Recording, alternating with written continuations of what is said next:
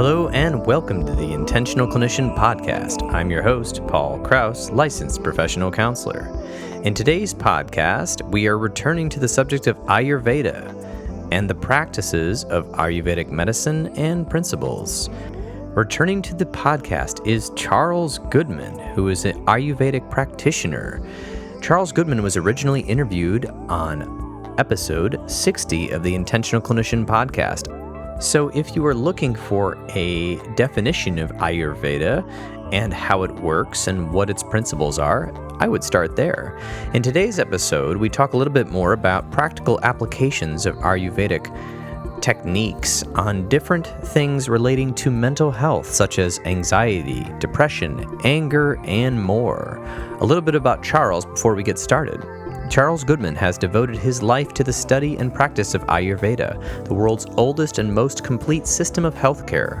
From 1987 until 1992, he studied and worked at the Ayurveda Institute in Albuquerque, New Mexico, the preeminent center for Ayurveda in the United States. There he completed a range of academic programs and developed skills in a variety of Ayurvedic treatments. A 2-year internship under professor and Ayurvedic physician Dr. Vasant Lad led to Mr. Goodman's appointment as the Chief Administrative Officer and Clinical Associate at the Institute. In this capacity, Mr. Goodman had overall responsibility for managing the Institute, teaching specialized courses, and attending Dr. Ladd's clients as needed. Mr. Goodman also founded and was the editor of Ayurveda Today, the first journal in the United States devoted exclusively to Ayurvedic medicine. There is so much more to say about Mr. Goodman as he spent time in England studying, he spent time in Canada, and he spent a majority of his career working with his partner in Brazil. All that and more you will learn if you listen to episode 60 and part of this episode. I'm sure you're going to enjoy it. If you're a new listener, please hit the subscribe button so we can stay in touch. And if you're a long-time listener, please share the show with somebody you know. I would surely appreciate it. And right before we get to the interview today, I wanted to let everyone know that I have launched a course for the parents of young adults. It involves many facets of how to navigate the mental health system, as well as tips on communication and boundaries and how to promote pro-social activities, and even covers issues if your young adult has an addiction. If you are interested in this course right now, you can check out the link in the show notes. And at the end of this podcast, I'll be playing a short audio clip so you can hear a little bit more about what this course is about. All right, let's get to the interview.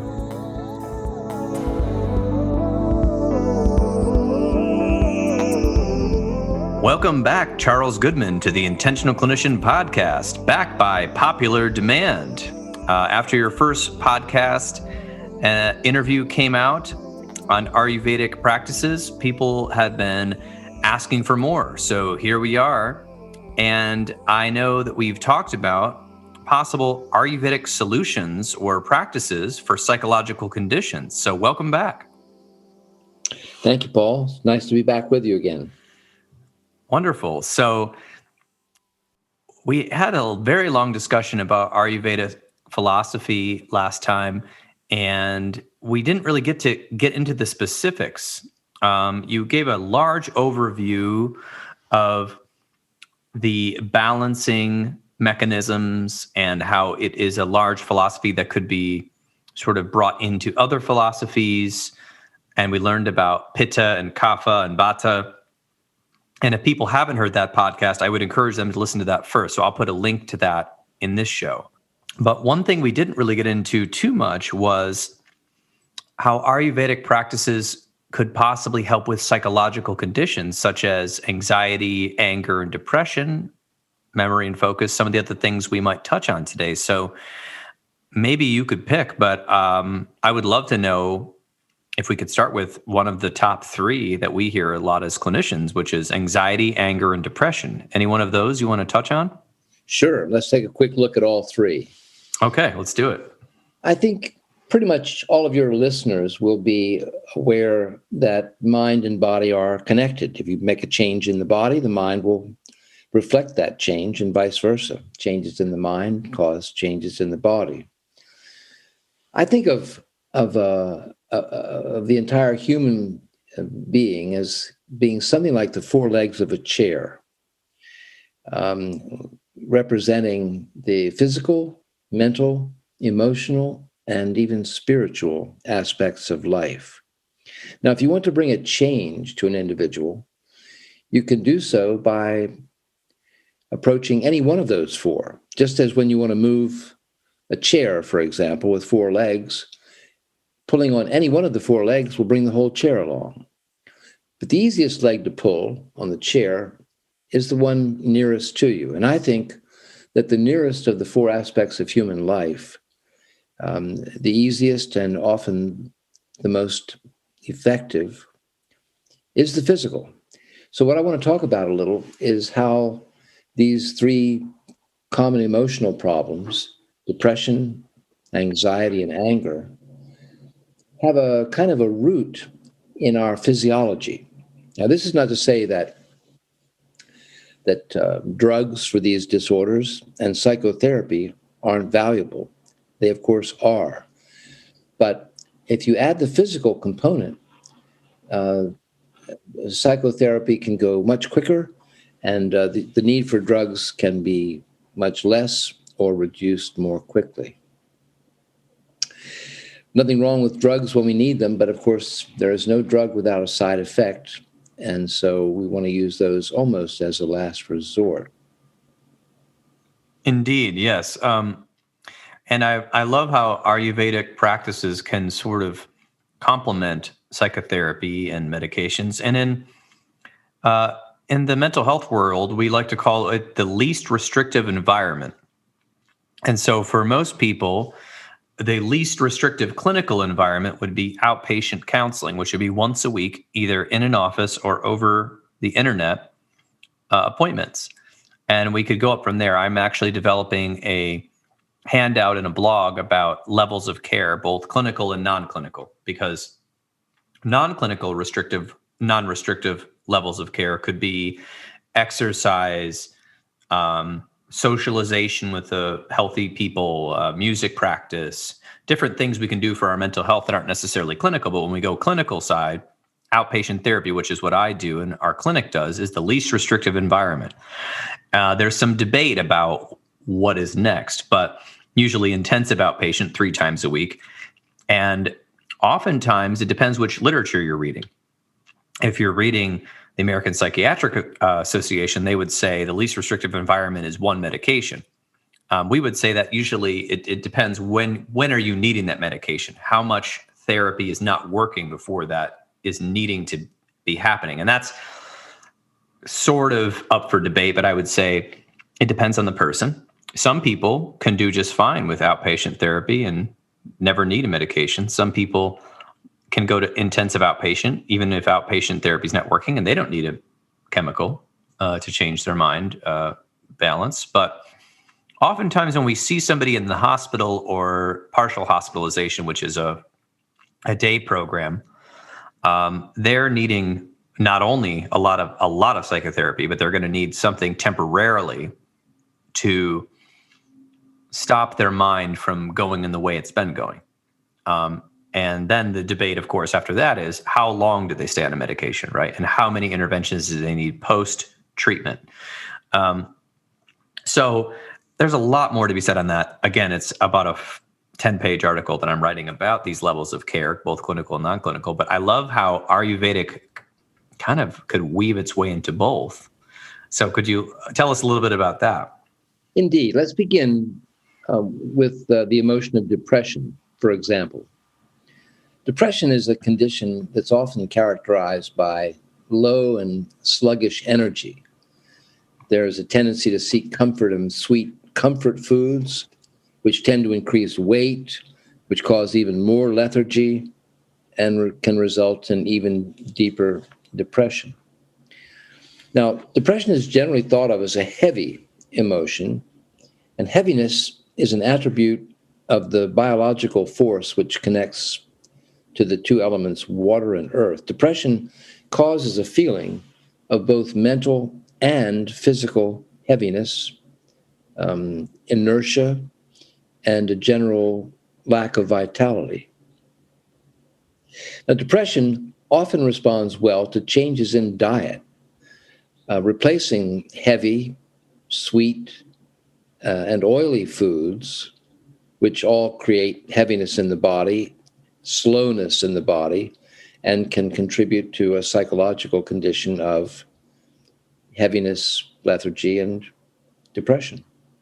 So, to exchange these heavy foods for lighter foods can often raise the spirits. In terms of meat, for example, beef causes more heaviness than chicken. Why would that be so? Think about the source of beef. A big, heavy cow.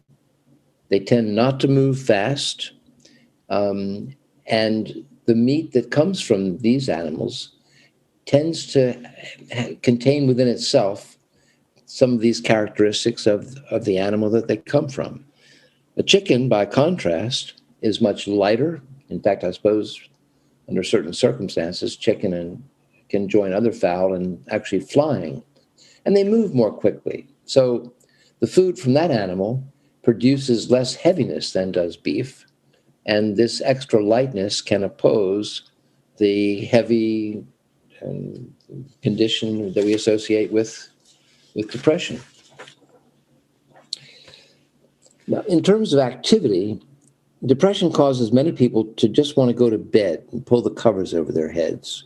They want to check out of the world and, just stay at home, stay withdrawn, inactive, maybe watching TV or taking naps. And these activities, or rather lack of activities, actually contribute to depression. I've had many cases where a person comes for depression. I find out that their exercise activity is zero, and I put them to walking early in the morning, and all by itself, this can contribute substantially to less of the inertia and heaviness and depression that we associate with an excess of this biological force, which in Sanskrit language is called kapha. Kapha combines the elements of water and earth, which compared to the other elements are relatively heavy. And when there's an excess of these heavier elements, then a person can have weight gain. There can be depression emotionally, and a feeling of lack of vitality. And as often happens with these cases, the worse it gets, the worse it gets. So lighter food to lighten the mood of depression, and more activity to get the body moving and stimulating and stirring things up, can, together with psychotherapy and in perhaps more extreme cases, medicine, to bring a person more quickly out of these depressed moods. When I was working in Brazil, I was associated with a number of psychotherapists who would refer their patients to me for an assessment of their psychobiological condition in terms of these three biological forces. And if it was a question of depression, I would make recommendations to the therapist to advise the client to change diet. I supply those on request through my website and so on. A diet that helps to lighten the mood of depression, and lifestyle suggestions which tend to chase the blues away. There's this difficulty in the sciences where there's been a divide into silos in the United States, especially, and probably elsewhere, where a lot of branches of medicine and science aren't speaking to each other. Mm. And so we have people who are, like you were just describing an example of somebody who's depressed and lethargic, and then they're eating to sort of numb the pain or feel better or whatever. And this is making them more lethargic. They might be gaining weight. They're heavy. These characteristics of darkness and depression.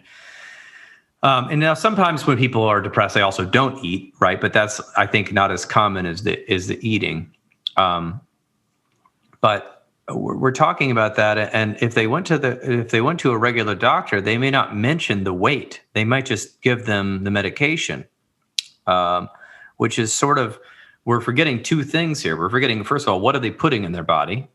And things you're putting in your body, that's going inside you. Okay, that's a weird thing. I feel like people don't comprehend. You're putting something inside you. So what's in it? What is in that? Can your body break it down? Is it what your body needs? Is it something that's nourishing, or is it something inflammatory? And then we have also the other factor, which is what kind of physical activity are you getting? And if you're in a cycle of depression, it's really hard to get yourself moving to get that movement going again, right? But that's one of the goals. This is where another limb of Ayurveda can be helpful, because in addition to suggestions for diet and a lifestyle, there are the Ayurvedic pharmacology, which is herbally based, can suggest herbs which help to stimulate the person in a healthy way, and all by themselves create a greater sense of energy. They warm the body, because depression is a pretty cold emotion. And some of these herbs that are effective in raising one's spirits are not exotic. They're not necessarily unpronounceable Indian herbs, which are, of course, very effective, but things which can be found in a person's kitchen. Garlic, for example, is a good antidepressant, and turmeric as well, and rosemary, sage, barberry. These are stimulant herbs, warming or in some cases heating herbs, and these by their nature oppose the cold, heavy, and inert or stuck physiology, which corresponds to the emotional state of depression.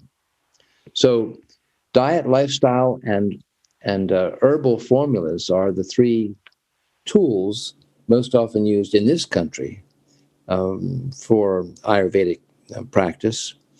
And when a person is doing these things, then psychotherapy can proceed ever so much more quickly. And the results are, well, less expensive, for one thing.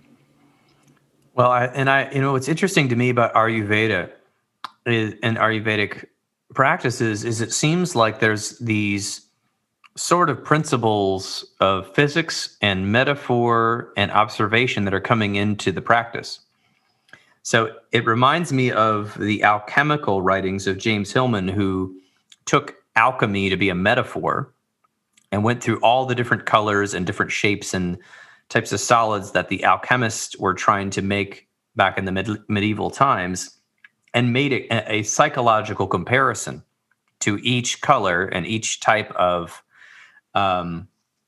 mood that a person could be in. And he called that, there was actually an audio recording called The Alchemy of Psychology by James Hillman. And there's also alchemical psychology. And this is all based on Jung's enjoyment of the metaphors that the alchemists gave us. So when I hear you say depression and heavy, it just makes sense. Depression feels heavy, right? And then I'm going to eat beef, which is a heavy animal, versus chicken. It's a lighter animal. And of course, I don't know what the fat content is with chicken versus beef, but I often hear people trying to go on a diet will eat chicken, right? They'll eat chicken and fish, lighter animals.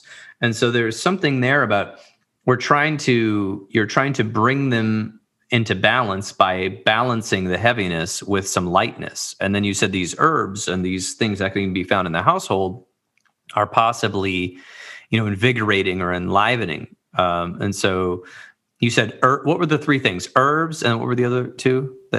Diet and lifestyle. Diet and lifestyle, right. So we're talking about, this is very symbiotic with psychotherapy, because if you're doing herbs, taking some herbs, you're changing your lifestyle just slightly, and you're changing your diet, you're going to see some changes, because mind and body are connected right away even. Indeed. Well, this, of course, this is why Ayurveda can be such an effective handmaiden, as it were, or complement to psychotherapy and indeed to modern medicine as well. Because when a person has physical heaviness, it's really hard to completely lighten their load simply by talk therapy or indeed any of the other psychotherapeutic techniques.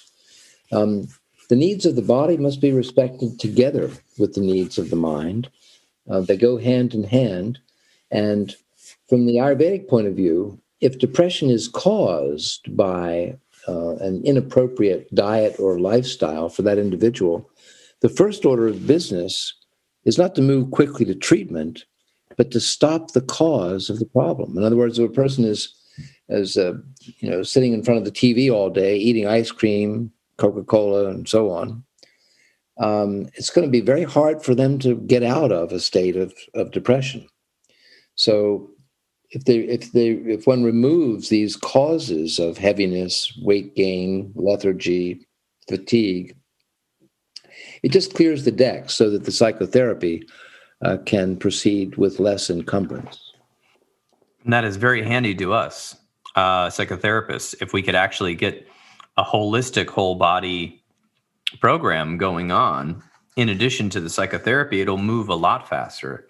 Indeed. Because often it'll take us a long time to get somebody to even consider any changes to their diet or lifestyle, let alone taking anything medicinal, because the drugs are the quickest fix.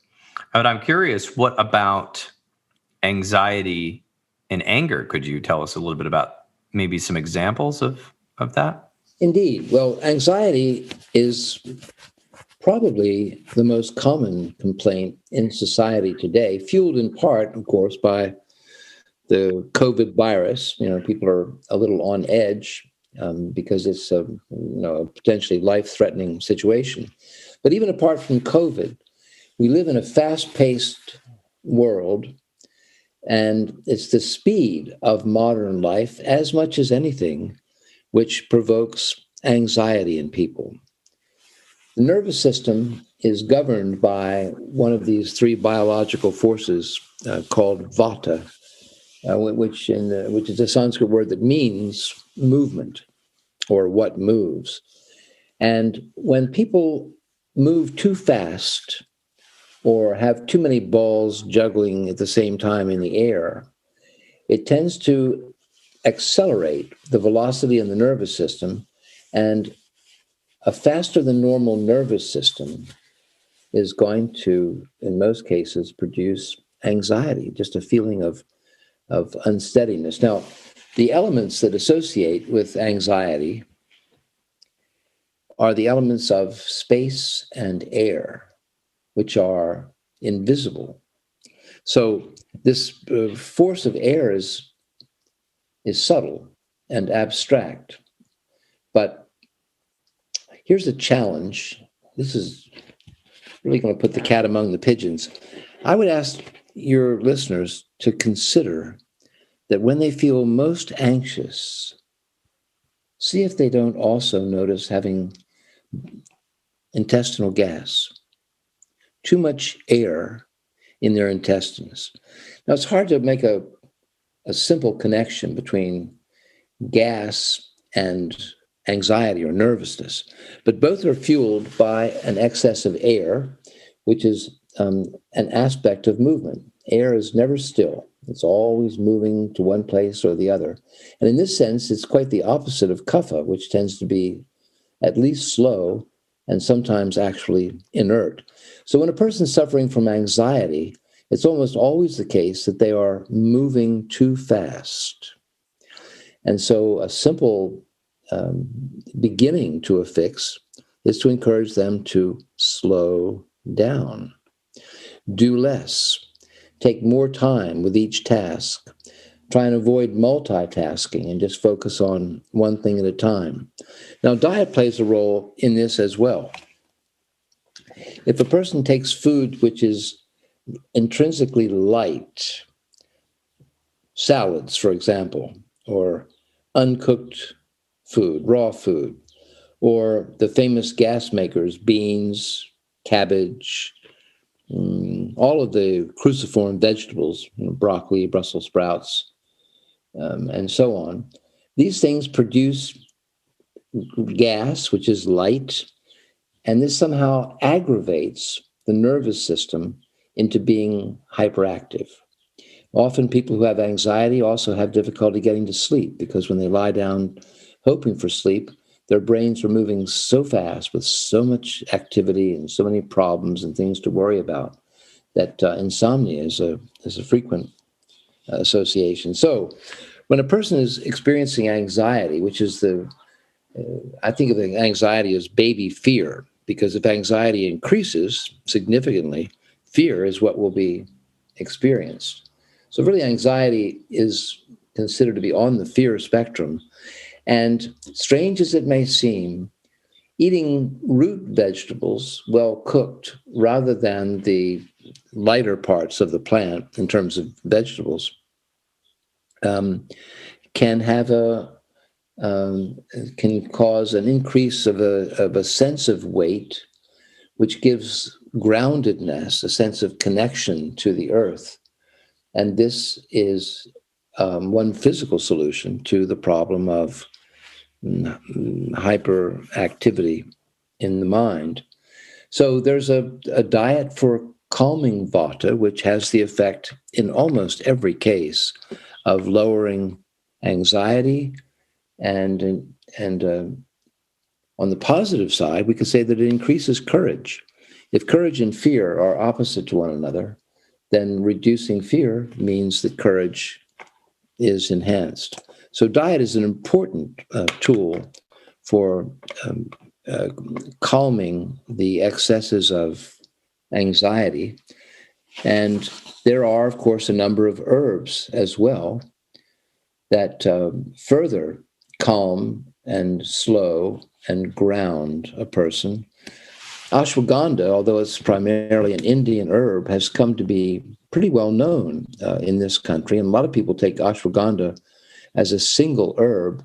Ayurveda doesn't usually recommend single herb therapy. They're often overused and misused. Much better to take a formula of herbs.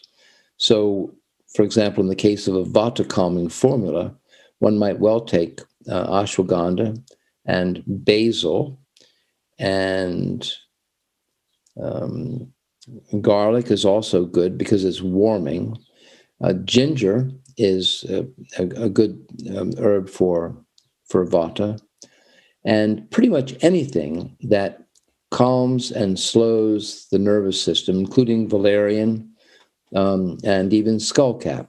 So when a person has anxiety, then a diet which avoids the gas-making foods, a lifestyle which causes more slowness and more weight, and an herbal formula that has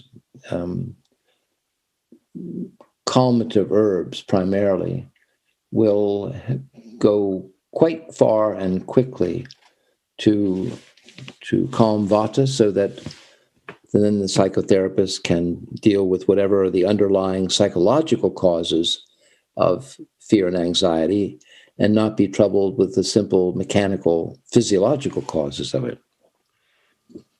Can I tell you about something that's gaining popularity in some of the hip neighborhoods in the U.S.? Mm-hmm. They are called kava bars. Mm-hmm. So kava, or I think it's called Piper methysticum. I don't know how to say it. Mm-hmm. Is an herb or a plant from the Pacific Islands, mostly. And in there, they could consume it for its sedating effects. Wow. And here in the U.S., I guess if you go to a health food store, you can find a dropper full of kava.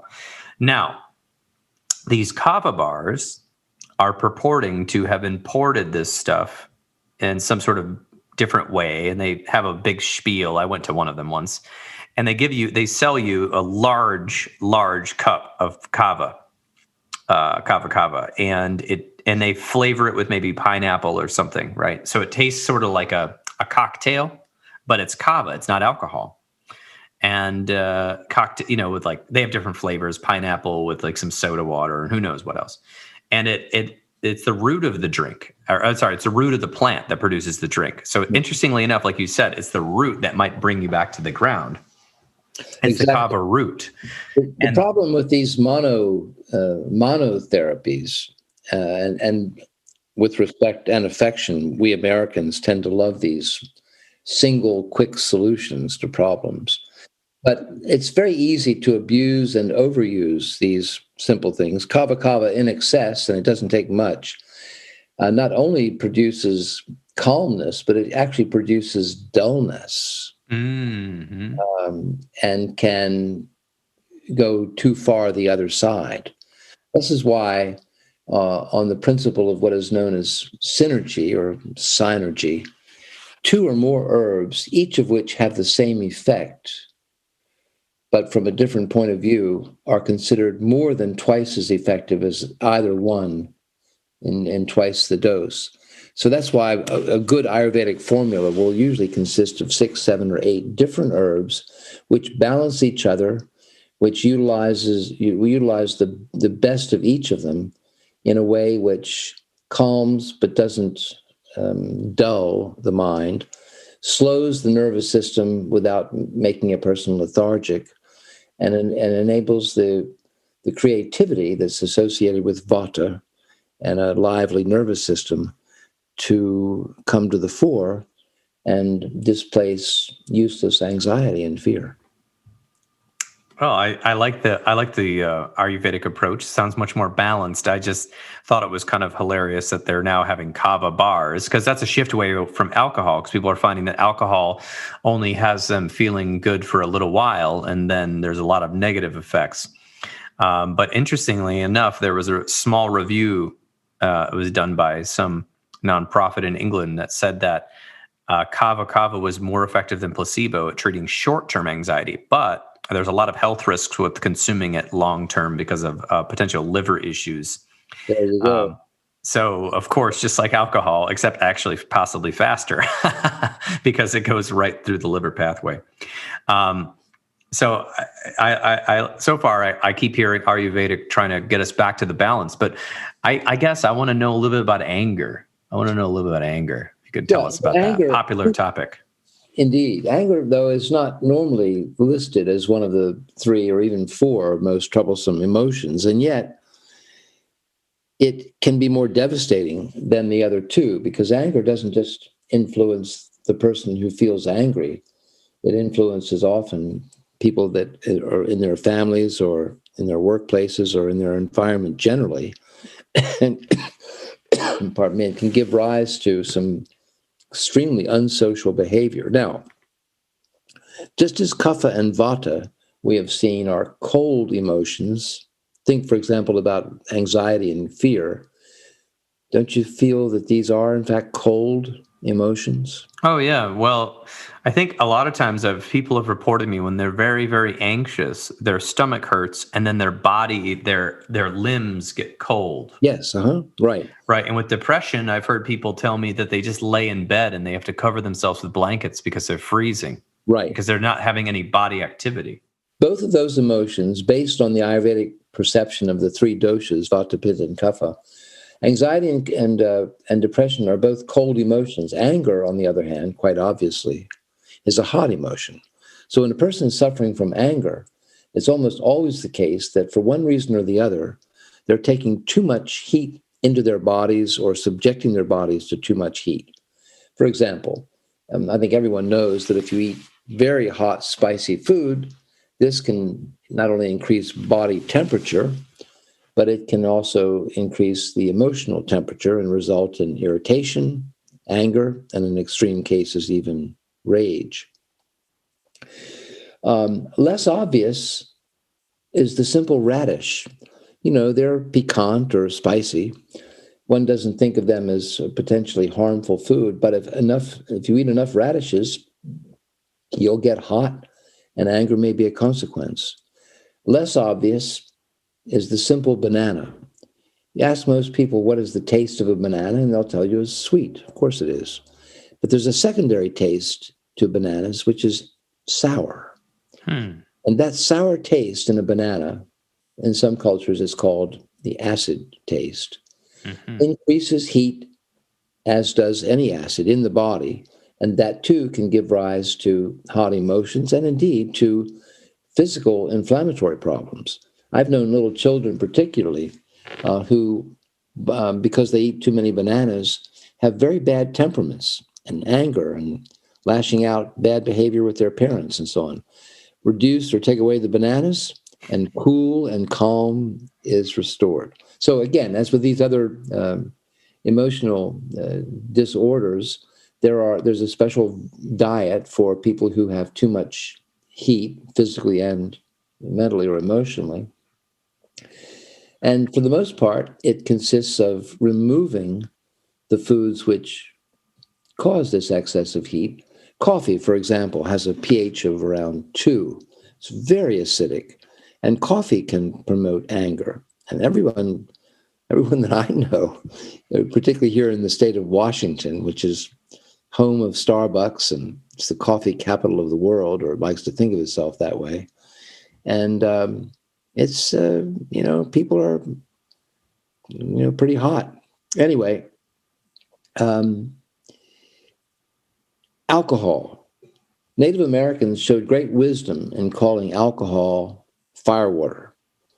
Any number of bad Westerns I saw growing up, firewater make white man crazy.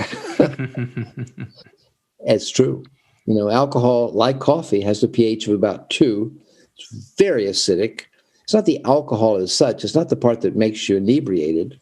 It's the acid in alcohol that causes excess of heat in the body. And of course, as we know, a lot of serious mischief, even serious crimes, can be caused when a person under the influence of alcohol allows anger to replace reason, and violence can be a consequence. So to calm problems of anger, it's good to avoid the foods, not all of which are obvious, which cause heat in the body. And in fact, to take foods which have a cooling effect. Hippocrates, who's the Greek physician considered to be the father of modern medicine, more than 2,000 years ago, advised, let food be your medicine and let medicine be your food. The Greeks in those days were influenced by Ayurveda, which was much earlier and was imported to Greece from India, where it originated. And they understood that food, remember, well, you won't remember, and probably most of your listeners won't remember the 60s, when people were doing peace and love and reciting the sutra that you are what you eat. Mm. There's a lot of truth in that. Oh, yeah. A lot of truth in that. Now, in terms of lifestyle, pretty obviously, when a person has too much heat or when anger is an emotional problem, then it's good to remove the external causes of heat from their lives as well. Hot showers, and too long in a hot tub, being out of doors, particularly in hot weather or hot climates, in the midday sun. It's best to take one's outdoor activities before 10 and after 2, and that helps to keep things much cooler. Well, I was going to say the eyes can be a pathway, not just of light, but of the heat which is subtly associated with light, so that people often just by staring all day long at a computer screen, and very few of us don't do that these days, can increase pitta, the Sanskrit name for this hot force, and therefore make people, if not angry, at least irritable. Irritation is like baby anger. If you pump up irritation, you get anger. If you pump up anger, you'll get rage or whatever. So hot showers, staring too long on a computer screen, midday sun, can all increase heat in the body and cause not just anger emotionally, mentally, but all sorts of physiological problems having to do with inflammatory situations, problems of the skin, all the different ITIS disorders, bronchitis and cystitis and conjunctivitis. All of that means too much heat somewhere in the body. And when we talk about anger, what we are talking about effectively is too much heat in the nervous system, in the mind, in the emotions and too often in the behavior. So just as with vata and kapha, there are a number of herbs which help to cool the body more quickly than ordinary food. This would be for pitta. This would be for pitta, right. And some of these are also common. Chamomile and mint and hibiscus and even jasmine can be cooling to the body. Sarsaparilla, and others that could be considered kitchen herbs. And then there, of course, as with the other formulas, more exotic sounding herbs, and in many cases more powerful herbs that are legally imported under FDA supervision from India, and are available through one source or the other. So diet, avoid the hot, spicy foods and add instead the cooling foods. Lifestyle, reduce heat from as much as possible from the environment. And herbally, quite a number of herbs which are considered refrigerant, which is the technical term for herbs which have a cooling effect on the body. So, a lot of times people are mandated by a judge to do anger management courses because their anger has become so toxic, so pathological that they are themselves at risk, and so too are their families.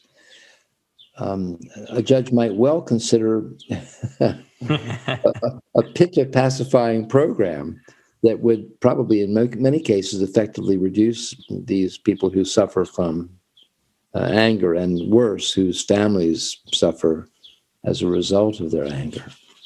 So it's interesting in pop culture, when cartoon characters would get very angry, you'd see fire coming out of their heads, right? And steam. And then also, there's many studies, and I'll just cite a couple right here. This is from the Association for Psychological Science, that for decades, multiple studies have shown this. Researchers have observed a correlation between hot weather and increases in violent and aggressive behaviors. And in fact, research done in the 1980s between April and August in Phoenix, Arizona, indicated, and this is in many cases, but people that that they did this experiment at stoplights where they were like doing something slowly or trying to aggravate people, and honking horn and middle fingers increased on the hotter days.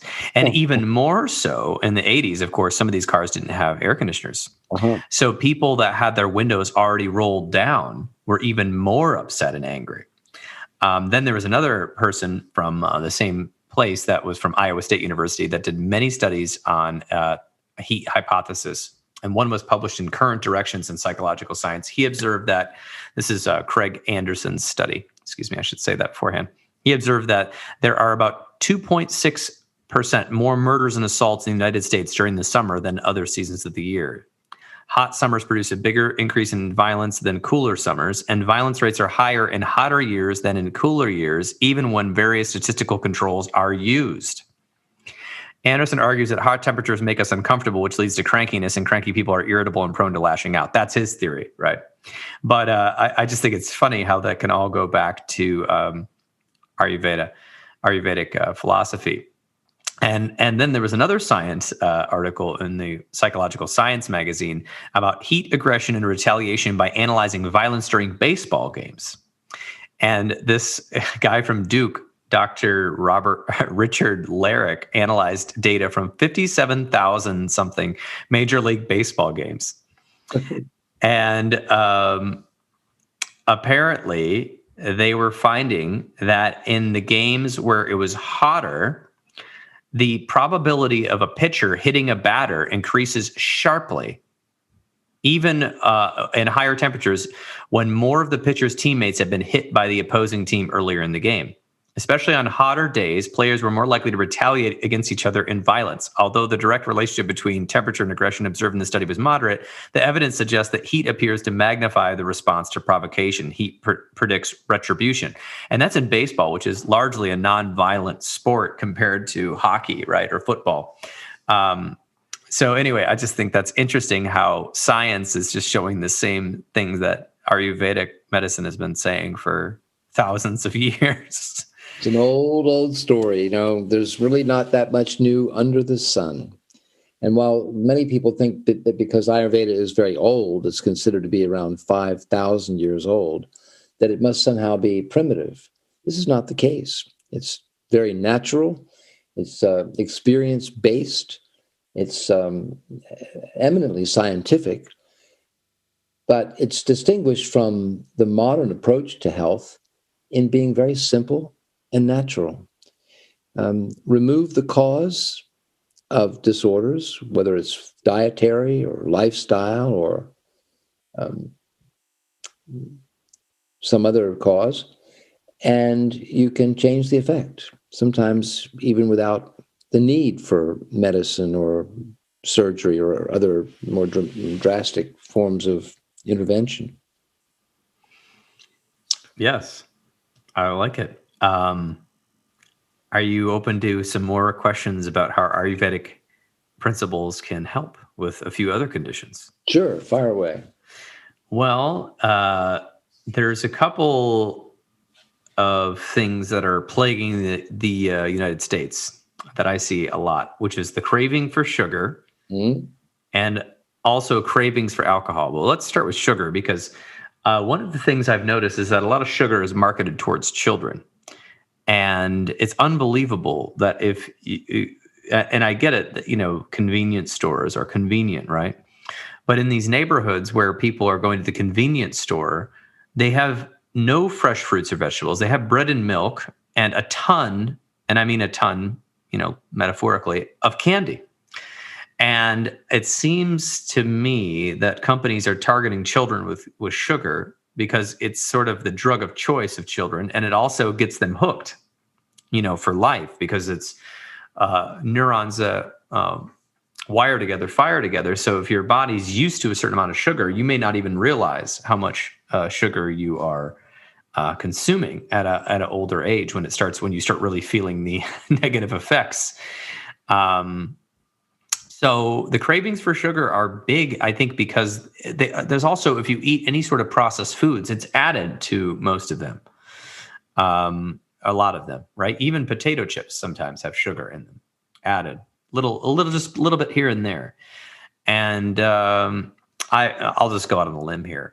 I've also called sugar the crack cocaine of food because it's not what it was when it was in the field as a cane sugar, right? If you get it in its original form before distilling it down to a white powder, it doesn't taste that sweet, right? In fact, according to things I've read about history, people used to really consume a lot more honey, and honey was put in different alcohols. They called it mead, right? And you put honey on bread, and you put honey on fruit and things, and it would make things sweeter.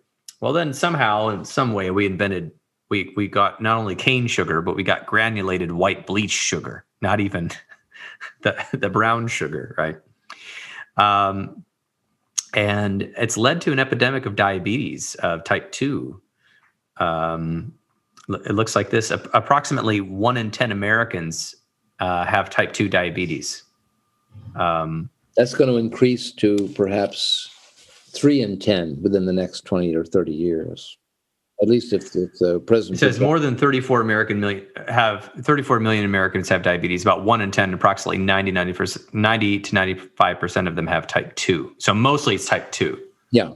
So, Paul, there are sweet taste is the first taste. This is the taste of mother's milk. And therefore, all the associations of that first taste form a kind of psychological bond as well as a physical one. It represents comfort, security, nourishment, even survival itself. But sweet taste is just one of 6 tastes. And to be healthy, we need to have all 6 tastes in our diet. So if there's a preponderance of sweet or salty or sour or pungent, we will be out of balance. Anyway, sweet has all these psychological associations from infancy and the security of mother's milk, or indeed even formula milk. So we tend to prefer sweet taste, particularly when we're looking for comfort. But you quite correctly pointed out that the problem is not with sweet taste, because milk is not devastating, or fruit, which has most of it has sweet taste, and there are many things. Wheat even has sweet taste. Rice. So we get plenty of opportunities to satisfy our need for the sweet taste. The problem comes when, as you said, when sugar has been refined to the point that it requires no digestion whatsoever, that we drink it in the form of a soda pop or take it in the form of cakes or candy. The sugar goes straight into the bloodstream, no digestion necessary. And this causes the pancreas, which needs to deal with that substance, to overreact. And that overreaction can be a habit. If we take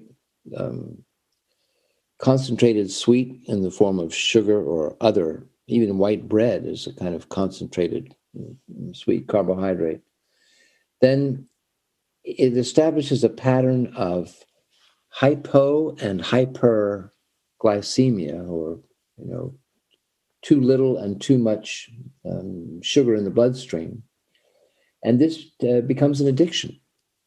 When the pancreas has become so tired of having to overreact to this concentrated sweet suddenly rushing into the bloodstream, it begins to act up.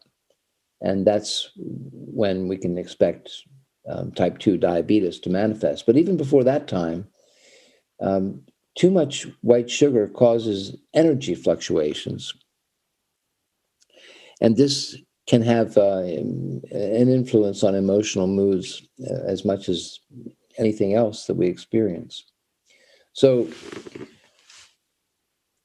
there are Indian herbs which tend to strengthen the pancreas so that it doesn't overreact to concentrated sweets.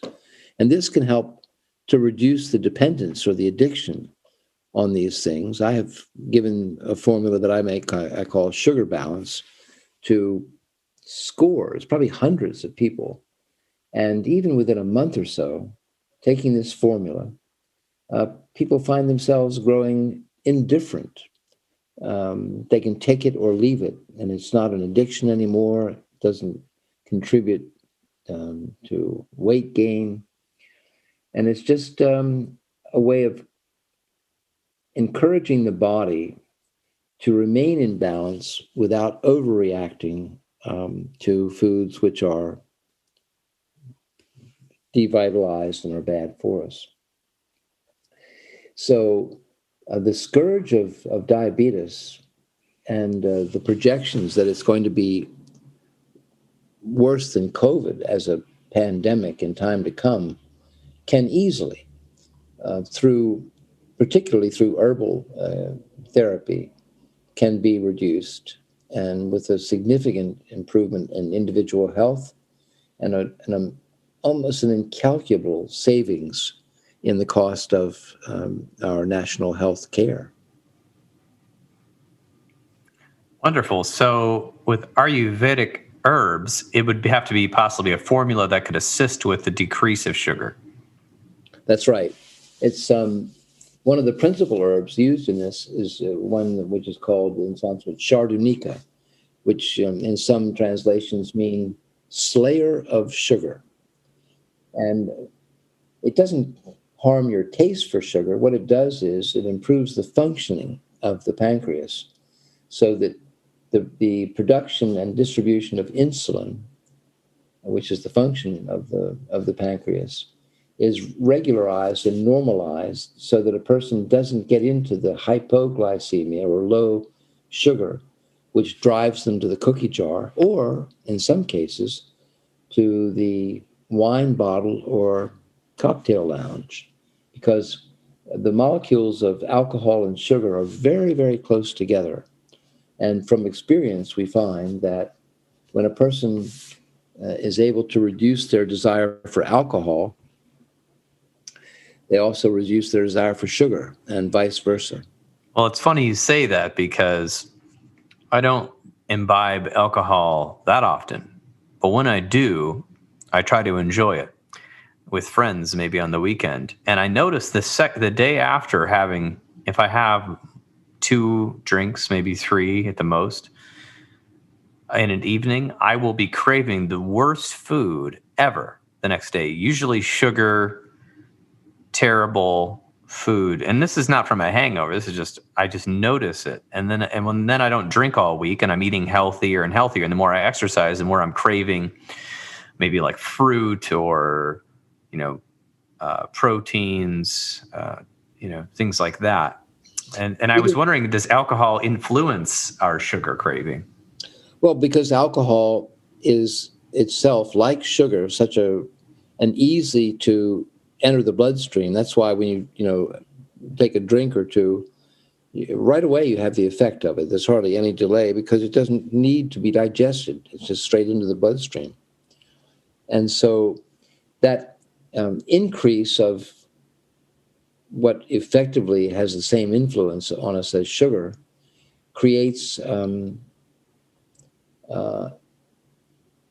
reaction from the pancreas, which causes that excess of sugar to be completely consumed for our safety. Then we find ourselves with insufficient sugar for the energy we'd need. So it's natural that the next day you want to replace the sugar that your pancreas has tried to neutralize in the form of alcohol by going for sweets. It's commonly understood when a person quits drinking and starts, for example, with a program of Alcoholics Anonymous, in most cases, they're right onto sugar as a substitute for the alcohol. Now, of course, it's much less harmful, is sugar, but ultimately, that too is a kind of unhelpful addiction in terms of health generally. And better that we enjoy moderate amounts of sweet taste. Fruit is can perfectly satisfy the desire for sweet. Fruit juice, that's another story.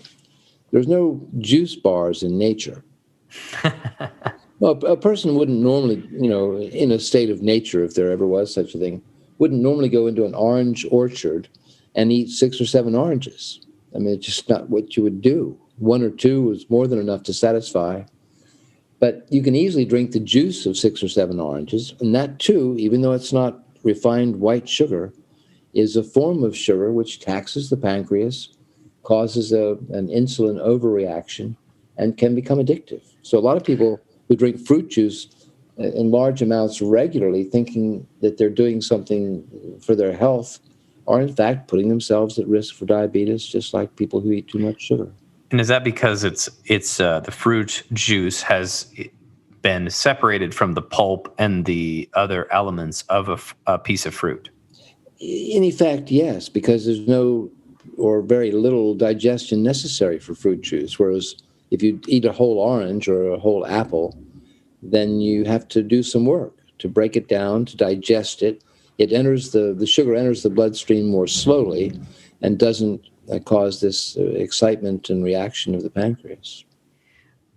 Sounds like there's certain things we're doing to speed up our lifestyle that are actually possibly hurting us in the long run. So I'm curious about the last one here, which was craving for alcohol. And this is a major issue. In fact, during the pandemic, which is still going on, but in the main portions of it, when there was extensive lockdowns, alcohol sales went climbing higher than ever. for home use. Could you talk a little bit about how Ayurvedic medicine could help with, or the practice of could help with alcohol cravings? Alcohol is tricky. There are some experts that insist that zero alcohol is what we should aim for. Others insist that we can get resveratrol or other beneficial substances by a glass for women and not more than 2 glasses for men of red wine. The jury's out on whether small amounts of alcohol are harmful or helpful. But there's no question about large amounts of alcohol being harmful. They destroy the liver and usually our social life as well.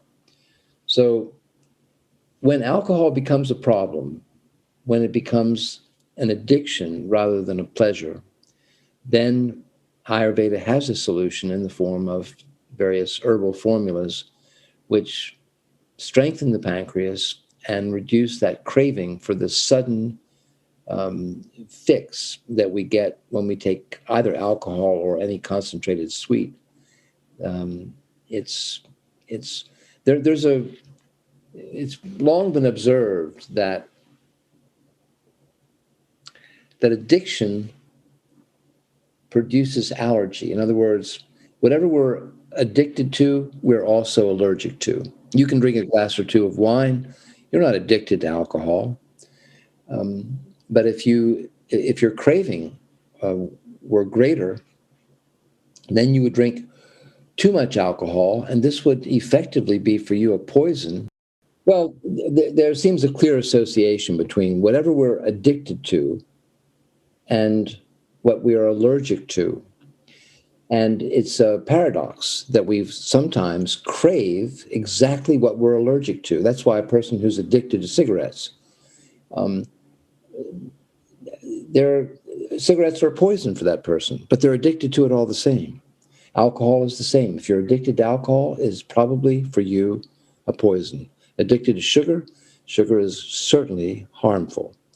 So we have to notice that the things that we crave most might be exactly those things which are not good for us. Well, I've certainly noticed that when I found out I was allergic to wheat, because I loved really good fresh baked bread, but I also loved supermarket bread if it was sourdough or something like that.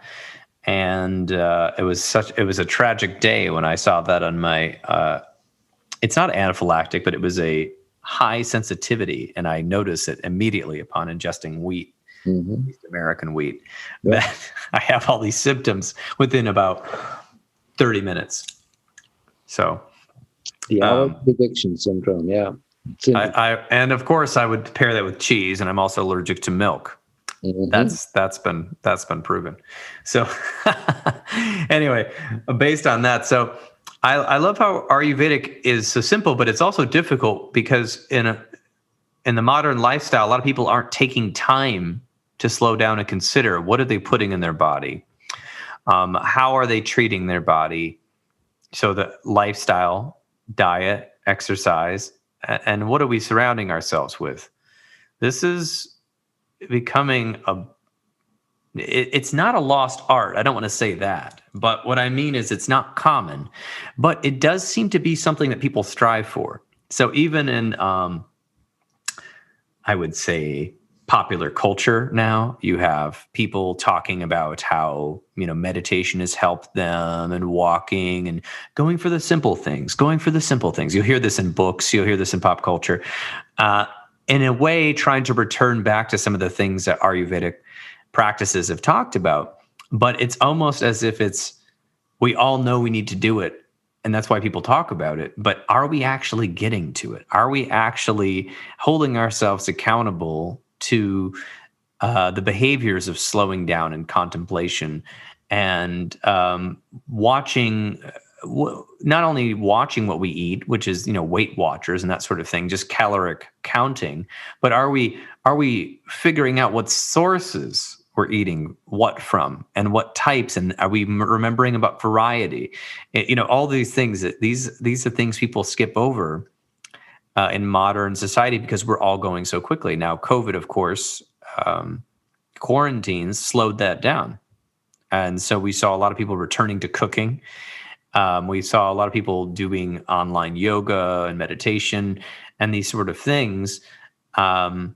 But obviously, we saw the increase of alcohol intake. I think I read somewhere it was up 30% based on sales. Increased marijuana intake, all sorts of other negative effects. But I guess it just comes down to the person. And is there anything else you'd like to tell us about these approaches that Ayurvedic practices can help with, or anything else we left out so far?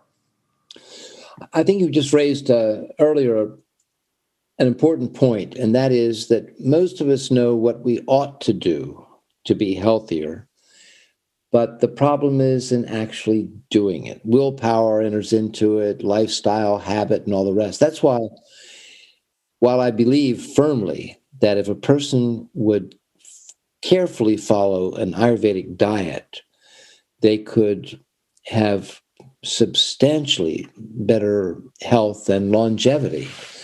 But let's be honest. What I find is that the herbs or the herbal formulas that I give to people have a much better effect than the diet because they don't have to do anything.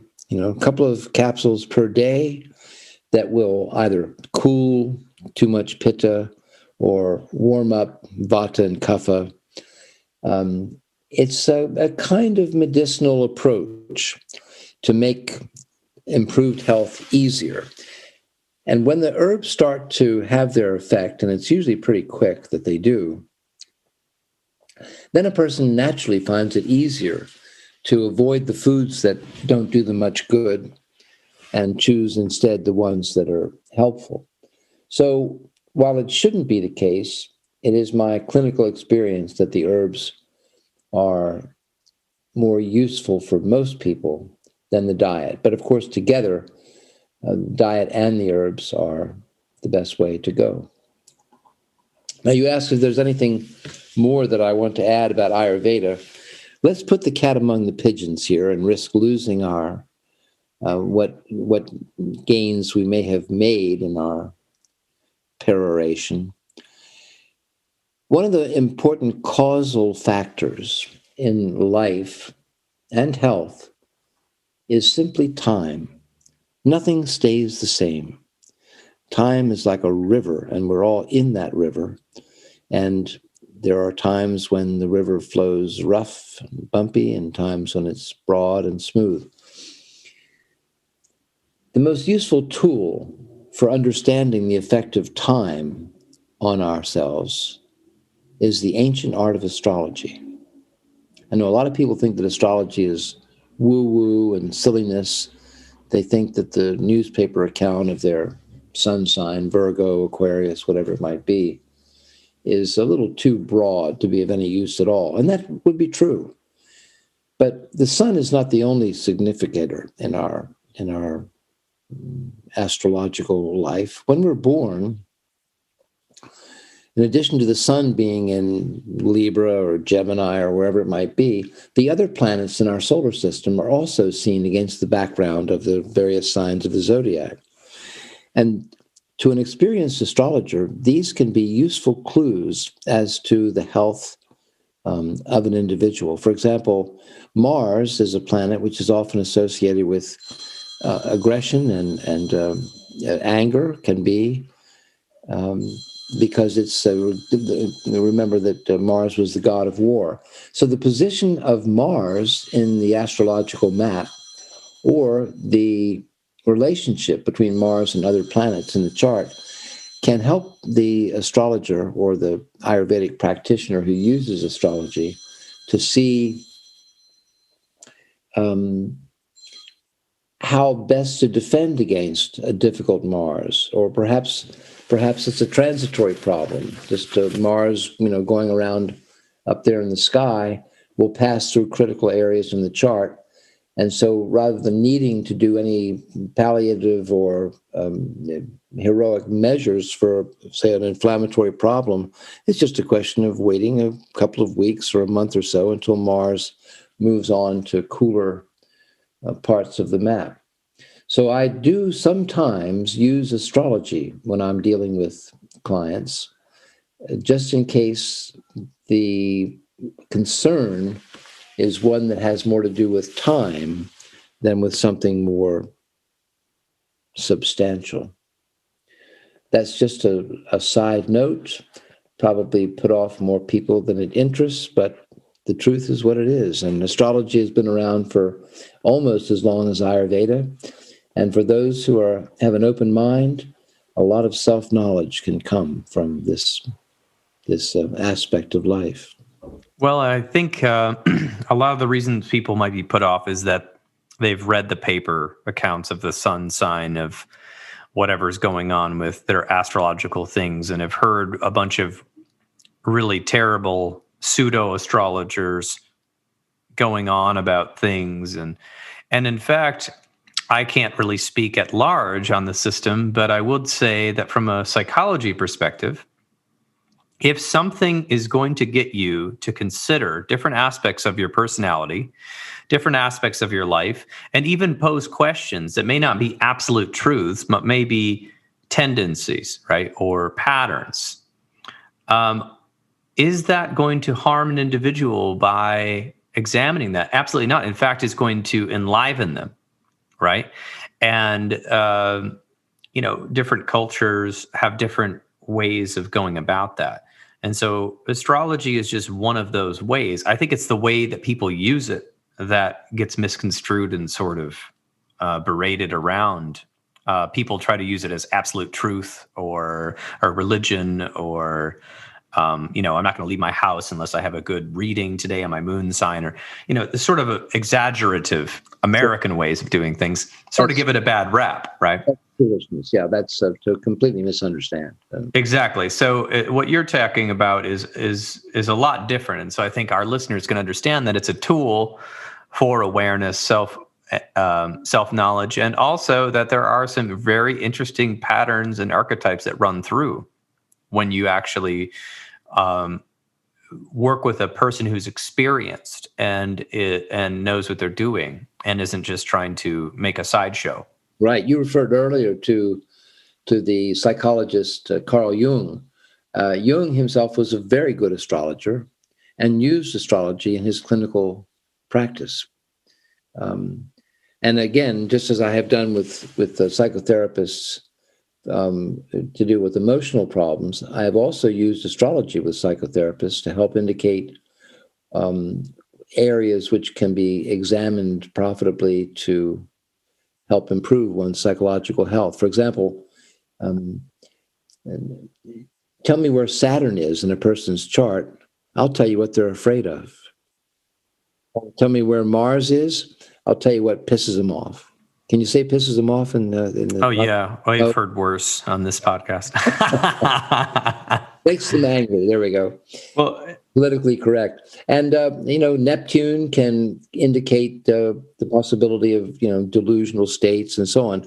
It's a useful tool. It's not, it's just, it's like a mirror. If you want to know what you look like, it can help to look in the mirror. Is your hair combed? If you're a woman, is your lipstick on straight? All that sort of thing. The mirror doesn't make you look a certain way. It just reflects how you do look. And this has to do with self-knowledge. And the better we know ourselves, physically, mentally, emotionally, and spiritually, the more healthy and the more integrated we are. And I want to just say that, not totally getting to the conclusion, but I would say astrology could be in the same camp as the Enneagram, which is now becoming much more popular as a test for people's personalities, but originated actually hundreds of years ago. In fact, people are disputing the origins, right? And that has a lot to do with observing people. And then the I Ching, which is a practice I don't want to totally butcher, where people would throw these different sticks and get a reading. And it's related to the Tao Te Ching, but not the same. And you throw the I Ching and you toss them and you get a numerical value and you add them up, and then that tells you something. So all of these things are tools for reflection, right? And I think they take an open mind, and it's the way that you approach them or the way that you use them. Just like the internet. The internet can be used for something great. The internet can be used for terrible activities. And the internet, and I could be a restaurant and sell you a good value meal, or I could try to rip you off with the dirtiest meat I can find and the cheapest vegetables and put a bunch of sauce on it and sell you a Diet Coke and tell you that it's a really good meal, and you taste it and it looks right.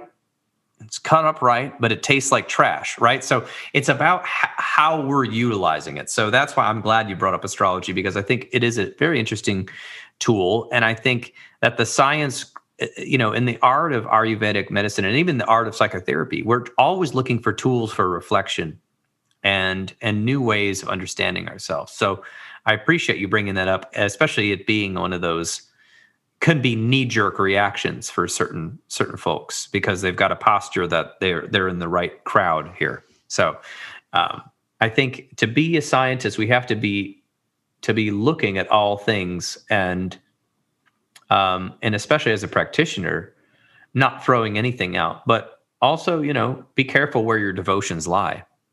Also, because if you all of a sudden think you've got the absolute answer, you're going to have a client or a patient that comes in who defies the rules.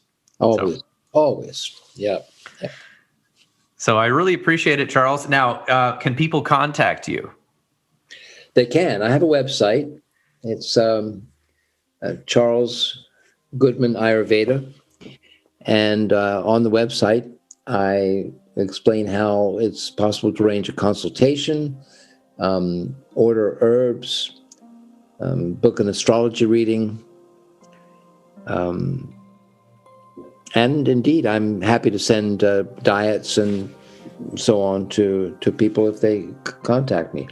I started this website at the beginning of the COVID pandemic because since we're all pretty much locked into our rooms during this time, I wanted it to be possible for people without having to go to a clinical situation or even to a doctor if that's not safe, and to get better balance and better health virtually and by the mail. So I have clients all over the world, many in Brazil where I lived for a number of years, but all around the United States, Canada, some in India, Eastern Europe, and so on. And I deal with them by Zoom or sometimes just on the telephone, send the herbs and diets and so on that they need. And it's not quite as satisfactory as face-to-face, but it's what we can do now at this time. And so I'm just happy to be out there as a potential source of help for anybody who might need it. And that being said, I appreciate your time, Charles, and I look forward to possibly next time we have you on the show. Always nice to be with you, Paul. Thanks a lot.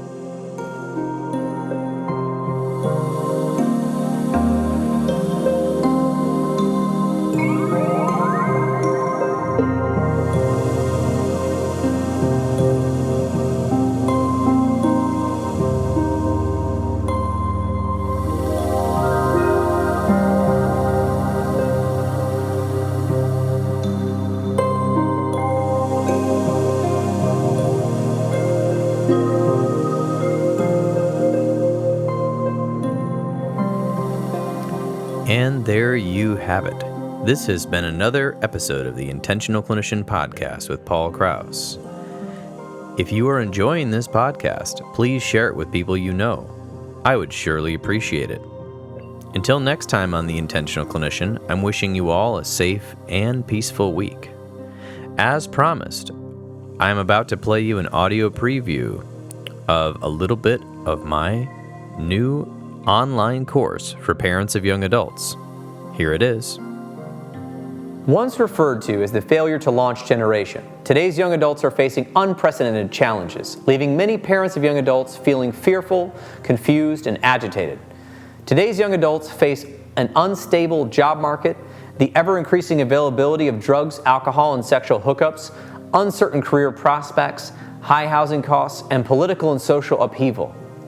While many parents are anxious to help their young adults move out and begin their adult life, these same parents of young adults often feel frozen in terms of attempting to sort out what type of support is appropriate and how to navigate the emotional highs and lows of their child's experience. They often wonder how to change the communication patterns between them, as well as dealing with their own fears of what could happen. Hi, I'm Paul Krause. I'm a licensed professional counselor, and I've been working with young adults and their parents since 2007. All of these reasons and more are why I developed an online course for the parents of young adults. Some of the topics covered within this course are what is an emergency and what do you do with it, understanding the stages of change and the rites of passage for young adults, learning about how to change communication patterns, setting up realistic boundaries, ways to promote pro-social activities and reduce antisocial behaviors, and what to do if your young adult is suffering from an addiction. If you'd like to learn more, just click the link below this video. If you are interested in this course or know someone who might be, the link to my course for parents of young adults, What Do We Do Now, is in the show notes. And the cool thing about it is it has 6 video modules with me speaking, as well as some words on the screen and things like that. It's not a PowerPoint. It's much more engaging than that, but it does have some PDF handouts with it to cover some of the main points, and it provides some resources as well, so I'm hoping people like it. If you are looking for an EMDRIA consultant, I am now an EMDRIA consultant in training and can provide 15 of the 20 hours needed to become an EMDRIA certified therapist. Currently, I actually have 2 EMDRIA groups going online right now, and we are doing the consultation groups every Wednesday, and we might add another day soon. So for details or how to join, check out counselingsupervisorgr.com or healthforlifegr.com, or send me an email. If you are in need of counseling, do not hesitate to make an appointment with a local trauma counselor in your area. You can also make an appointment with the excellent clinicians in the Grand Rapids area at Health for Life Grand Rapids and the Trauma Informed Counseling Center of Grand Rapids by visiting www.healthforlifegr.com.